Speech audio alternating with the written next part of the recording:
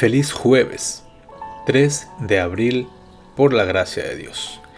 Figurado o literal es un tema muy importante y vamos a descubrirlo hoy a través de la escritura. Así que estudiemos esta lección con mucho más calma para no errar. Una de las cuestiones clave que deben abordar los estudios de la profecía es cómo determinar si el lenguaje de la Biblia debe ser interpretado, dice, de manera literal o figurada, es decir, si es real o no es real, si es simbólico o si es simplemente algo que hace alusión a imágenes que no son reales, como algo que sí puede ser real. ¿Cómo decidir si el autor utilizó lenguaje simbólico y qué representa el símbolo en cuestión? Bueno, es lo que vamos a estudiar ahora. La mejor manera de hacerlo es ver cómo se ha utilizado esta figura o símbolo en toda la Biblia, no cómo se los utiliza actualmente. Es decir, hoy usted ve pintado, por ejemplo, un carnero y bueno, se puede decir que ahí venden comida de carnero. Ve, por ejemplo, un letrero que apunta una flechita y dice que a 200 metros hay un mar. Bueno, a 200 metros se encuentra el mar. Entonces, los símbolos o las figuras que hoy se utilizan no tenían el mismo significado que tenían antes, ¿ok? Por ejemplo, algunos consideran que el oso de Daniel 7 simboliza Rusia, pues ese animal es utilizado hoy a menudo como representación de esa nación. Dice que esa no es una manera sólida ni segura de interpretar el simbolismo profético. Muy bien, vamos a entrar en materia. Nos manda a buscar los siguientes textos que dicen que permite que la Biblia sea su propio expositor y también intérprete, es decir, que define sus propios términos. Y aquí vamos a verlos.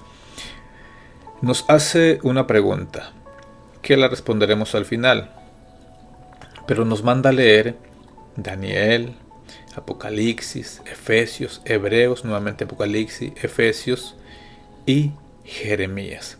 Bien, la pregunta va a ser esta: ¿cuál es el símbolo profético común a cada grupo de textos y qué representan según la Biblia?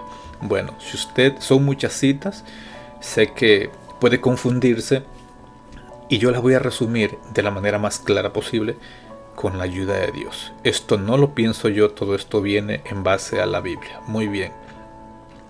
Daniel 7:7 habla de una bestia con cuernos y Daniel 7:24 dice que los cuernos son reinos. Daniel 8:3 habla de un carnero con cuernos. Aquí se habla de imágenes de bestias feroces que representan los poderes de la tierra. Los cuernos representan reinos o representan pueblos o poderes, ¿ok? Hasta ahí estamos bien, muy bien. Lo vamos a hacer de la manera más sencilla. Ahora muy bien. Si nos vamos a Apocalipsis, a Efesios y a Hebreos, dice que Apocalipsis 1:16 habla de 7 estrellas y una espada aguda de 2 filos. Efesios habla del yelmo de la salvación y aclara que la espada es la palabra de Dios. Así también lo confirma Hebreos. Dice que es una espada penetrante de 2 filos que penetra el alma, las coyunturas, los tuétanos. Esto significa la palabra de Dios. Las 7 estrellas son 7 ángeles. Muy bien. Ahora continuamos con Apocalipsis, con Efesios y con Jeremías. Bien, en Apocalipsis habla de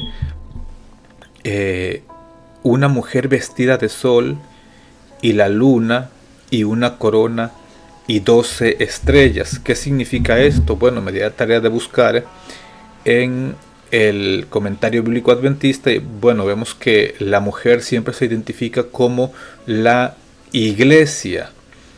Muy bien. Y dice que vestida de sol, dice que esta luz puede considerarse como una presentación de gloria de Dios, especialmente como se revela en el Evangelio. Esto vendría siendo el sol. Ahora dice la luna, dice que este símbolo es interpretado por muchos comentadores que es un símbolo de ritos y de sombras de los tiempos del Antiguo Testamento, los cuales fueron eclipsados por la revelación más plena que llegó por medio de Cristo. La ley ceremonial que fue cumplida en la vida y la muerte de Cristo bien podía ser representada por la luna, que brilla con la luz que refleja el sol, es decir, con Jesús, el sol de justicia. Y habla de una corona, sí, una corona real, y dice que las dos estrellas pueden ser también los 12 apóstoles o los 12 patriarcas o las 12 tribus. Esto significa aquí. Y continúa diciendo, después Juan ve la santa ciudad. Esto sí es literal. Efesios habla de hombre y mujer como esposos en una sola carne. Esto es simbólico como Cristo y la iglesia. Y Jeremías habla de una mujer y la compara con la hija de Sión. Y la hija de Sión se refiere al pueblo judío o a Jerusalén.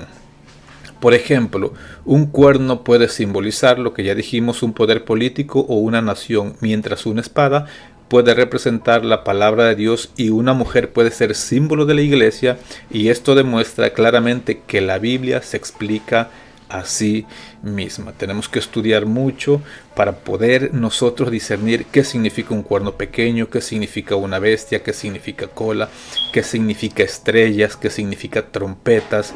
Tenemos que estudiar para poder discernir con el Espíritu Santo y claro, mediante la palabra de Dios siempre.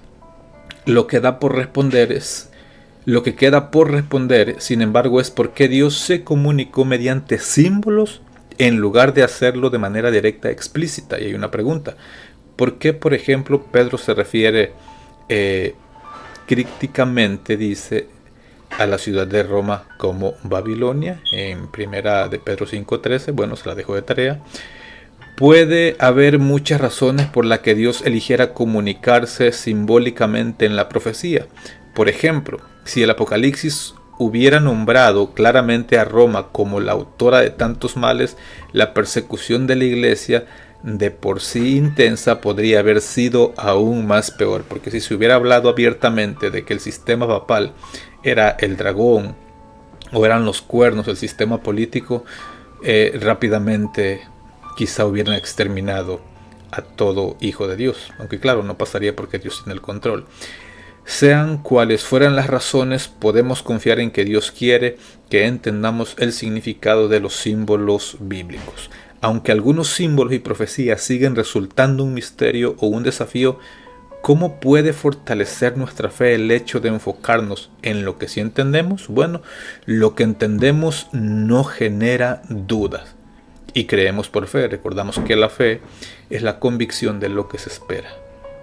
Y la certeza, de lo que se espera, la convicción de lo que no se ve. Espero que no te haya enredado mucho, que haya quedado claro.